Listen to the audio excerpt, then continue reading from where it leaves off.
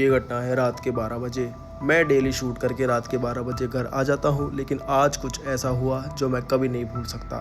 मुझे रास्ते में एक लड़की नाचती हुई दिखाई दी, तो मैंने अपनी बाइक बंद करके उतरा।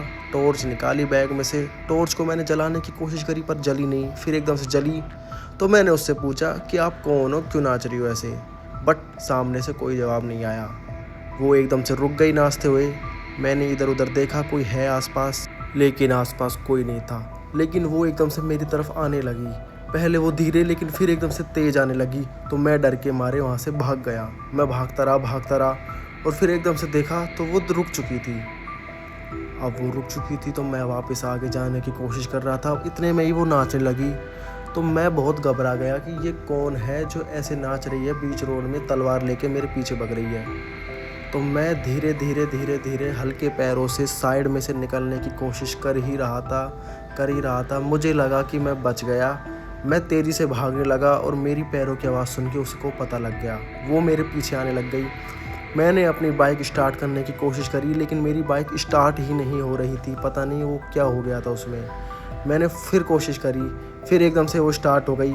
मैंने थोड़ी सी रेस दी, लेकिन गाड़ी थोड़ी सी आगे जाके फिर बंद हो गई और ये लड़की बहुत पास आ चुकी थी। लेकिन मेरी बाइक स्टार्ट होके आगे जा चुकी थी और वो लड़की पीछे रह चुकी थी।